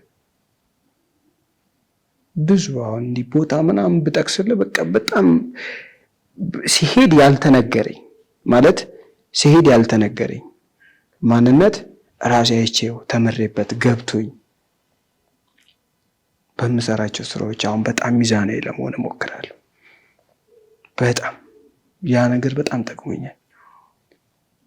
የኔ ካልሆነ ነው ብዙ ጊዜ የሚጀምረው። ለምሳሌ እኔ ኦርቶዶክስ ነኝ። ከሙስሊሙ መጀመር ነው የሚያስደስተኝ። ያ ደስታን ይሰጠኛል። ምክንያቱም ሚዛናዊ ሰው ስትሆን ሁሉም የራሱ እውነት አለው። የአልዓዛር እውነት ለሚኪያስ እውነት ላይሆን ይችላል። የሚኪያስም እውነት ለአልዓዛር እውነት ላይሆን ይችላል። የየራሳችን እውነት አለን። እውነታችንን ይዘን መሄድ፣ እውነታችንን ይዘን መቀጠል በጣም የተሻለው ነገር እሱ ይመስለኛል። እና ግቢ መግባቴ በጣም እንድበስል በቃ እንድበስል ያደረጉኝ እሱ ነው። እና የሰው ልጅ እውነቴን ነው ማለት ነገራቶች ናቸው ሊያበጃጁት የሚችሉት እንጂ ትልቅ መጽሐፍ ስላገኘ የሆነ የምታገኘው ነገር ሊኖር ይችላል። ታገኛለህ። ግን ደግሞ ራስህ ህይወት ላይ ሲሆን ካላየኸው፣ ለምሳሌ መንገድዬ የሆነ እንቅፋት መታህ እንበል። ያ እንቅፋት እንደመታህ የምታስበው ስለመታህ ነው። እንቅፋቱ ስለመታህ በኋላ እንዳይመታ ትጠነቀቃለህ፣ ትማራለህ ሲመታ። ስለዚህ እንቅፋቱን ያስተማው ወይስ እንቅፋት ይመታል ምናምን ስለተባልክ? አንድ ህፃን ልጅ እፉ ይባላል አይደል? ብዙ ጊዜ ግን ነክቶት አቃጥሎት ድጋሜ አይነካውም። ግን እፉ ምናምን እያለ ምናምን ሰው ለማስፈራራት ይሞክራል። የሆነ ቀን ይነካዋል። ሲነካው በጣም እንደሚያቀጥል ይሰማል።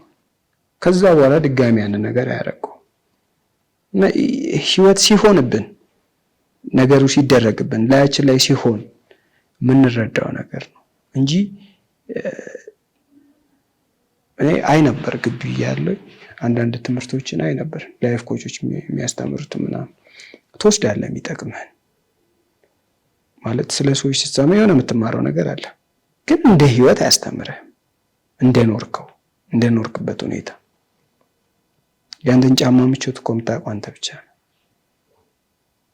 ገባ? ለእኔ የተመቸኝ ጫማ ለአንተ ላይ መች ይችላል።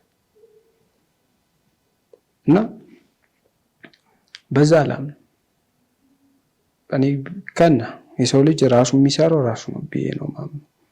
እና በነዛ ሁኔታዎች ውስጥ ሚዛናዊ ሆኜ በእያንዳንዱ የላይፍ ሂደቴ ሚዛናዊ ሆኜ ዝቅታውን አይቼ ከፍታውንም እንደዚያው እግዚአብሔር ይመስገን እስካሁን አለው። ዋው! ሁለት ቤት ለገዛ አንድ ቤት በነፃ ይህ ዕድል እንዳያመልጦ። 40% በ3 ዓመት ከፍለው 60% ደግሞ ቤቱን እየኖሩበት እስከ 20 ዓመት ድረስ በባንክ ቀስ ብለው የሚከፍሉበት ዕድል ያመቻቸው ዲኤምሲ ሪል ስቴት ቀድሞ ለሚመጡ 20 ዕድለኞች እስከ 30% የሚደርስ ልዩ ቅናሽ አዘጋጅቷል። በ8% ቅድመ ክፍያ ብቻ ማለትም ከ488 ሺህ ብር ጀምሮ በመክፈል ከባለ 1 እስከ ባለ 4 መኝታ ቤቶችን በሚፈልጉት የካሬ አማራጭ ማግኘት ይችላሉ። ውስን ቤቶች ብቻ ስለቀሩን ፈጥነው ከታች ባለው ስልክ ይደውሉ። በጣም ደስ ይላል። ማለት ያሳለፍከውን የላይፍ ኤክስፒሪየንስ ያስረዳህበት መንገድ በጣም ደስ ያለኝ፣ ግን ደግሞ በጣም ቅር ያሰኘኝ ነገር ደግሞ አለ። እንዳንተ እውቀት ያለው አቅም ያለው መስራት የሚችል ብዙ ነገሮችን መቀየር የሚችል ሰው ላይ ቅድም ስለ ስልክ ስታወራ ውስጤ እንትን እያለ ነበርና አይ ዶንት ኖ ከኛ የሚጠበቀው ማስተላለፍ ነው። ግን ደግሞ ሚኪያስን ማግኘት የሚፈልጉ ሰዎች ሊኖሩ ይችላሉ። በማንኛውም ሁኔታ ከአንተ ተምረው ከአንተ ተረድተው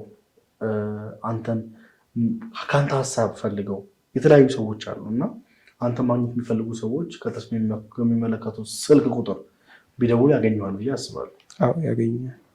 ስለዚህ የደወላችሁ ማንኛውም የላይፍ ስታይል የተለያዩ ነገሮች አውሩት፣ አጫውቱት። ብዙ ነገር እሱ ውስጥ ገና አላወራም።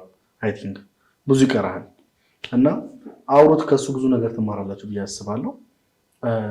ወደ መጨረሻው ልሂድና አሁን ሚኪያስ ወደፊት ምን ማድረግ ይፈልጋል? እኔ ማድረግ የምፈልገው ትልቅ ተዋናይ መሆን እፈልጋለሁ። ማለት ነኝ እኮ ነኝ፣ ልጁ እንዳይቆጣኝ ነኝ።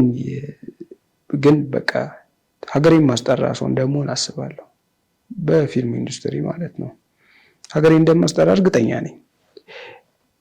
ብዙ ነገር ተብያለሁ። ኧረ ፊልም በላ ምናምን እባላለሁ።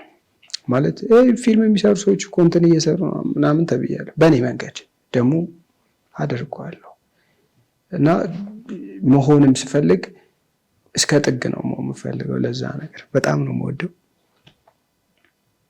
ያን ነገር ከልጅነት የመጣሁበት ነገር ስለሆነ በጣም ወደዋለሁ። አሁንም ተሰጥቼ ነው የምሰራው ሁሌም ማለት ነው። አሁን ፊቴ ጺም ሲሰራ በኮላ ነው። እውነት ኮላ ነው ጠቅላላ የሚቀባው በኮላ። እንዲህ ፊት ኮላ እንጨት የሚቀባ ነገር ለፊት መጠቀም ከባድ ነው እና ነገርየውን ስትወደው ምንም ትከፍላለህ፣ ምንም ታደርጋለህ። ሰው ለሚወደው ነገር እኮ ምንም ይሆናል አይደለም። ያው በጣም ነው የምወደው። ትልቅ ተዋናይ እንደምሆን እርግጠኛ ነኝ ከእግዚአብሔር ጋር። እሱ ደግሞ ይረዳኛል። አንድ አርቲስት ያለኝን ነገር ልንገርህ፣ ሁሌም በህይወቴ መርሳት ስለማልፈልግ የሆኑ ሰዎች የቆሙበት ቦታ ላይ ትቆማለህ ብሎኝ እና አንተን ሳገኘ መሬት መሳም ፈልጌ ነበር። ከዛ ደግሞ ድጋሚ የሆነ ሰው አገናኛለሁ ስትለኝ ደግሞ ደነገጥኩኝ። እውነቴን ነው የምልህ ማርያምን። እኔ ማውቀው እዛ በቃ ጫት እንዲይዤ የምሰራውን ነገር ምናምን እሱ ነገር ከፍ እንደሚያደርገኝ ምናምን አውቅ ነበር። ግን አንተን ሳገኘ አንተን ቪዲዮ ስልኬ ላይ ምናምን ነው ማየት በጣም ትልቅ አንተ ጋር ማየት ደረስ ነበር የሚመስለኝ። ግን ዛሬው ቁጭ ብዬ እያወራሁ ነው እና ማርያምን እውነት እግዚአብሔር ከረዳን የሆኑ ሰዎች የቆሙበት ቦታ ላይ መቆማችን አይቀርም። ይህ ለሁሉም ሰው የምለው ነገር ነው። የትኛውም ሰው ማርያምን ሹፌር መሆን የሚፈልግ አንድ ልጅ ካለ የሆኑ ሰዎች የቆሙበት ቦታ ይቆማል። ተዋናይ የሚፈልግ አንድ ሰው ካለ በቃ እነዛ ሰዎች የቆሙበት ቦታ ላይ ይቆማል። ይሄ እውነት ነው፣ በቃ የማይቀር ነገር ነው። ብቻ ግን በዛ ውስጥ ምን አለ? ከልባችን መልፋት አለብን። ለምንወደው ነገር መሰጠት አለብን። ልክ በቃ ነገ ለቪዲዮዎች እስካሁን አልተከፈለኝም ብያለሁ አይደል? ማለት አፕሎድ ሳረግ ከቤት ተቀብዬ ነው ገንዘብ ምናምን ብያለሁ ከእናቴ። ሁሉም ሰው ጋር ብር አለኝ። የኢትዮጵያ ሕዝብ ጋር ሙሉ ብር አለኝ። ስንት እንደሆነ ባላቅም የኔ ዕዳ አለባቸው። የሆነ ጊዜ ላይ እንደሚከፍሉኝ አውቃለሁ ያንን ዕዳ እና አገኘዋለሁ። ብር ዛሬ ላይ ሆነን ለነገ የምንሰራው ነገር ይመስለኛል። ማለት በቃ ፊውቸር ነው የኔ ሀሳብ፣ ነገ ነው። እናቴ ብር ስላት እንዲህ ብር አግኝቼ እረዳሻለሁ ስላት አንተ ዝም በል ብር አይፈለግም ምበለው አጣ ምጥጦ አጣ ትለኛለች። እናቴ ይህንን ነገር ስላስተማረችኝ ሁሌም ብርን ፊውቸር ላይ ነው ማሰብ የምፈልገው፣ ነገ ከሰራው በኋላ። ለዛ ነው የኢትዮጵያ ሕዝብ ጋር ገንዘብ አለኝ እምልህ። እውነቱን እየተናገርኩለት ነው። አንድ ቅር የሚለኝን ነገር ልንገር። አንድ ሰው ሚዲያ ላይ ወጥቶ ሲሳደብና አንድ ሰው ቁም ነገር ይዞ ሲመጣ እኩል ቪው የለውም። ለስድብ ሰው ቦታ ይሰጣል። በጣም ስድብ መጥፎ ነገር ነው እየተባለን ያደግነው፣ ግን ሰው የስድብ አድናቂ እናቴ ትሙት የሆነ ስድብ 1 ሚሊዮን ስታይ ምናምን ይገርማል። በቃ የኔ እኮ የጠበቃው ቁም ነገር እናቴ ትሙት በኢየሱስ ስም ሁላችንም ቤት ውስጥ ያለ ነገር ነው። ግን የሆነ ሰው መጥቶ ምናምን እየተሳደበ በደንብ ይታይለታል፣ ፌመስ ይሆናል፣ ገንዘብ ሜክ ያደርጋል ስለተሳደበ ብቻ ማለት ነው። ያ ልክ አይደለም። ሰው የሚያየውን ነገር ማወቅ መቻል አለበት። አንተ አሁን መጽሐፍ አንብቡ ብለህ ትመክራለህ። መጽሐፍ አይነበብም አልልም። ስትመክር ምንድን ነው የሆነ ነገር ራሳቸው ላይ ይጨምራሉ ብለህ ስለምታስብ ነው። የሆነ ነገር ሊያገኙበት ይችላሉ ብለህ ስለምታስብ መጽሐፍ፣ ፊልም ምናምን ትላለህ። ፊልም ሙሉ ለሙሉ ስድብ ቢሆን ማየት አስፈላጊ ነው? ማህበረሰብ ጋር እንደ ማህበረሰብ በጣም ብዙ ችግሮች አሉ። በጣም ብዙ።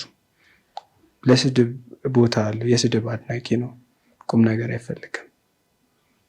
የሆነ ሰውዬ ያለ ኧረ እባክህ አስጨነከን ይለኛል። አስጨነከን፣ ትንሽ የሚያስቅ ነገር እስኪ የሚያስቅ ነገር አሳየን ምናምን ሲለኝ ዓለም እኮ አታስቅም አልኩት። እውነቴን ነው እግዚአብሔርን፣ ዓለም የምርም አታስቅም።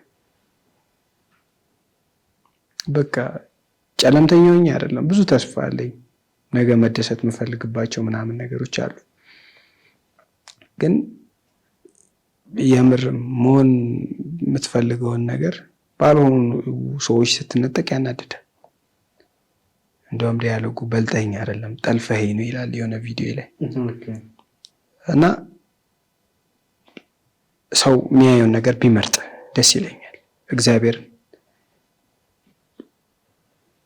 እኔ እንጃ እንሳደብ ካለን ብዙ እንሳደባለን። ከባባድ ስድብ አለን። ግን ስድብ ደግሞ የገሃዱ ዓለም ነጸብራቅ አይደለም። ስነ ጽሁፍ የገሃዱ ዓለም ነጸብራቅ ነው። ለምሳሌ ስድብ የምንጠላው ምንተው ነገር ነው። የገሃዱ ዓለም ነጸብራቅ ቢሆን እናመጣዋለን። ስድብ ግን አለ፣ እንመርጣለን። ስድብ አሁን ለስነ ጽሁፍ ሲሆን ይመረጣል ስድብ። ያው ለስድብ ቦታ አትስጡ ለማለት ነው። በመጨረሻ ማመስገን ወይም ደግሞ በቃ ማመስገን የምትፈልጋቸው አካሎች፣ ማስተላለፍ የምትፈልገው መልእክት ካለ እድሉ ልስጥ። ማመስገን የምፈልጋቸው ብዙ ሰዎች አሉ። ግን አንዴ ስለ ቡታጀራ ሳላወራ ያው ቡታጀራ ተወልጄ ያደግኩባት ከተማ ነች። ህዝቡ ምርጥ፣ የኔ አለማግኘት የሚያንገበግበው፣ ለኔ የትኛውንም ነገር ለማድረግ ማይሰሰት ህዝብ ነው። ሁሉም ትልቁ ትንሹ በቃ ምን ልበል፣ አሁን ሲሄድ መንገድ ላይ ባጃጅ ምናምን በቃ ፈታ ብዬ ነው የሚሄደው። ራሳቸው ናቸው ጠርተው የሚወስዱኝ። ብዙ ጊዜ እግረኛ ነኝ፣ ነግሬያ ገንዘብ ብዙም የለኝም ብያለሁ። እና በደንብ ነው የሚያግዙኝ።